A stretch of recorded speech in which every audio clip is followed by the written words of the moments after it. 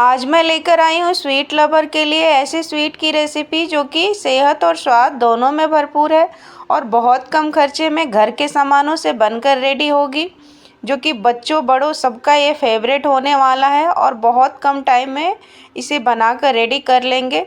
इसे मैंने भुने हुए चना से बनाया है। तो हेलो एवरीवन, कैसे हैं आप लोग? आई होप अच्छे होंगे, मैं भी अच्छी हूँ। तो चलिए समय वेस्ट ना करते हुए इसका रेसिपी देख लेते हैं।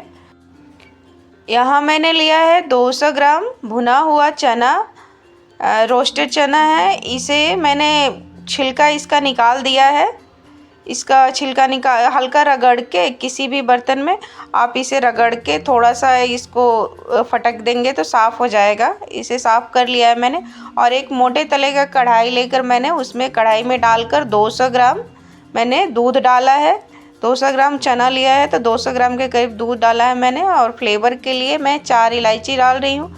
अगर आपके पास इलायची पाउडर है तो आप यहाँ पे इलायची को स्किप कर सकते हैं, आप डायरेक्ट इलायची पाउडर डाल दीजिए। मेरे पास इलायची पाउडर नहीं थी इसलिए मैंने डाला है। देखिए दूध में एक बॉयल आ चुका है। लगभग हम इसे 5 मिनट तक बॉयल करेंगे ताकि हमारे चना है कि थोड़ा सॉफ्ट हो जाए और दूध को ऑब्जॉर्ब कर ले। हम इसे बेसन से भी बना सकते हैं भून के, या भुने हुए सत्तू से भी, लेकिन उससे उतना अच्छा टेस्ट नहीं आता है जितना अच्छा कि इससे आता है। इसमें रोस्टेड चना में हल्का सॉल्ट होता है ना, सॉल्ट रहता है, तो जो सॉल्ट और गुड़ का जो फ्लेवर होता है दोनों इतने अच्छे से मिलते हैं, इतना अच्छा बैलेंस आता है, दोनों का टेस्ट बहुत ही अच्छा आता है। एक बार अगर आप लोग इसे बनाएंगे ना तो बार बार इसे बनाएंगे। बहुत कम टाइम में बहुत अच्छा स्वीट बन के रेडी होता है और बहुत हेल्दी भी होता है। देखिए मैंने उसे बंद करके थोड़ा देर के लिए ठंडा कर लिया है। अब एक ग्राइंडर जार लेंगे और उसमें हम डालकर इसे अच्छे से स्मूथ ग्राइंड कर लेंगे। बहुत अच्छे से ग्राइंड हो जाता है। अगर बीच बीच में ज़रूरत पड़े तो थोड़ा और दूध डालेंगे। मुझे ज़रूरत पड़ी थी तो मैंने लगभग आधा ग्लास के करीब और दूध डाली हूँ। लगभग इसमें पूरा ओवरऑल 300 ग्राम के करीब दूध गया है मेरा। हाँ देखिए इस तरह से स्मूथ सा एक पेस्ट बनाकर रेडी कर लेंगे और इलायची भी इसमें बहुत अच्छे से घुल जाती है। अब यहाँ हम लेंगे 2 चम्मच के बराबर घी, बड़े चम्मच के, और गैस के फ्लेम के हाई ना करें, मीडियम ही रखें। मीडियम फ्लेम पे हम बना रहे हैं, नहीं तो और अचानक से इसमें दूध भी है तो अचानक से तले में पकड़ लेती है, इसलिए गैस के फ्लेम को मीडियम ही रखना है। बीच में जब ज़रूरत पड़ती है तो हम टेम्परेचर को हाई या मीडियम करते हैं मैनेज करने के लिए। कि सारा हमने डाल दिया और यहाँ पे जार को धो के डालना नहीं है, दूध या पानी किसी चीज़ से नहीं डालना है, नहीं तो इसको सुखाने में काफ़ी टाइम लग जाएगी। बस आप ऐसे जितना निकल पाए उतना हाथ से पोंछ कर आप निकाल के इसमें डाल लीजिए और इसे हम 2 मिनट तक भूनेंगे। ज़्यादा भूनने की ज़रूरत नहीं है क्योंकि ये ऑलरेडी रोस्टेड चना का है तो इसमें कोई कच्चापन नहीं रहती है। ये ऑलरेडी इसमें सौंधी सौंधी खुशबू आती रहती है।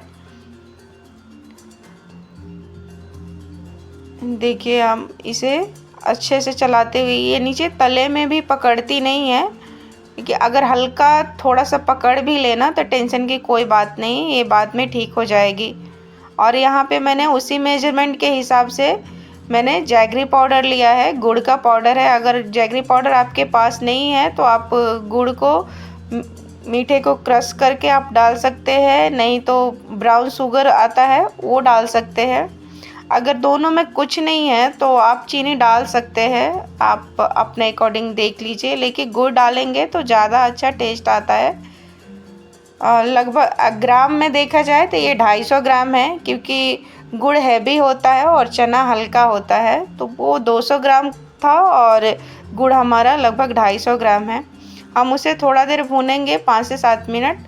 और बीच में मैं थोड़ा सा इसे क्रीमी टेक्सचर लाने के लिए मैं यहाँ पे 2-3 चम्मच के करीब फ्रेश दूध का मलाई यूज कर रही हूँ। घर का जो दूध का मलाई होता है वो वाला मैं यूज कर रही हूँ। ये टोटली ऑप्शनल है, अगर आपके पास है तो आप डाल लीजिए और नहीं तो इसे स्किप कर दीजिए।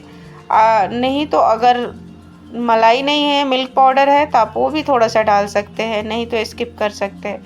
और उसे लगभग हम 10 मिनट तक भूनेंगे। देखिए इस स्टेज पे आ जाना चाहिए, अच्छे से भुना जाए, एक अच्छा सा लगभग डो फॉर्म में आ जाएगा तो खुद ही समझ में आने लगेगा। देखिए नीचे हल्का हल्का पकड़ना शुरू हो गया और इसमें बहुत अच्छी खुशबू आने लगती है। ऐसे जैसे हम लोग पेड़ा बनाते हैं दूध का जलाकर, उसका जो टेक्सचर हो जाता है ना, उस टाइप का आ जाता है। तब हम गैस के फ्लेम को ऑफ करेंगे। हम एक कंटेनर ले रहे हैं, टीन का जार है, इसे हम ग्रीस कर लेंगे घी से। हम इसमें जमा रहे हैं, आप के पास कोई भी थाली में, प्लेट में, जो भी है आप उसमें डालकर जमा सकते हैं। नीचे मैंने हल्का सा बादाम को क्रश करके डाला है।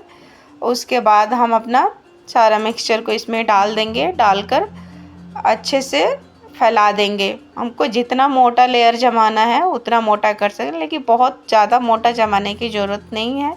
जैसे बर्फ़ी का टेक्सचर होता है बस उतना ही मोटा जमाइए तो ज़्यादा अच्छा लगता है। मैं थोड़ा सा ज़्यादा बनाई हूँ क्योंकि मेरे बच्चों को ये बहुत पसंद आता है। अभी ना बच्चों को आप टिफ़िन में भी दे सकते हैं, बरसात का टाइम है, ऐसे ही इम्यूनिटी वीक हो जाती है, बच्चे बड़े सबको ये बहुत पसंद आते हैं। ये बच्चों को सुबह में आप एक बर्फ़ी खिला के दूध पिलाकर भी स्कूल भेज सकती है, या बच्चे स्कूल से आए शाम को छोटी मोटी भूख में, या कभी कभी बच्चे मांगते हैं ना कि मीठा खाना है, तो दे सकते हैं आप। ये बड़े आप खुद भी खा सकते हैं। ये बहुत ही हेल्दी और बहुत टेस्टी बर्फ़ी बन के रेडी होती है। मैं तो इसे अक्सर बनाती हूँ, इसलिए मैंने सोचा कि आप लोगों के साथ इसकी रेसिपी शेयर करती हूँ। इसे मैंने जमा लिया, ऊपर से हल्का मैंने सनफ्लावर सीड और पम्पकिन सीड से डेकोरेट किया है और इसे 1 घंटा के लिए मैंने फ्रिज में रख दिया था सेट होने के लिए। देखिए सेट हो चुका है, मैंने निकाल कर इसे काट कर दिखा रही हूँ आप लोगों को। बहुत अच्छे से सेट हो चुका है, ये बहुत अच्छे से जम जाता है, ये ख़राब होने का कोई चांस ही नहीं है। इससे आप कोई भी इसे बना सकता है, अगर पहली बार भी बना रहे हैं ना तो परफेक्ट बन के रेडी होगा। आप देख सकते हैं बर्फ़ी का टेक्सचर कितना अच्छा बना है और खाने में तो इससे भी अच्छा है। तो अगर रेसिपी अच्छी लगी हो तो प्लीज़ एक लाइक करिएगा और अपने फैमिली फ्रेंड के साथ ज़रूर से शेयर करिएगा ताकि वो लोग भी एंजॉय कर सके। नए हो तो सब्सक्राइब कर लीजिएगा और बेल आइकन को प्रेस कर लीजिएगा, मेरे आने वाले वीडियो का नोटिफिकेशन मिल सके। और नेक्स्ट रेसिपी आप लोग क्या देखना चाहते हैं तो प्लीज़ कमेंट करके मुझे सजेस्ट करिए, मैं वही रेसिपी लाने की कोशिश करूँगी। मैं फिर मिलती हूँ आप लोगों से अगले रेसिपी के साथ, तब तक के लिए bye, thank you, thanks for watching.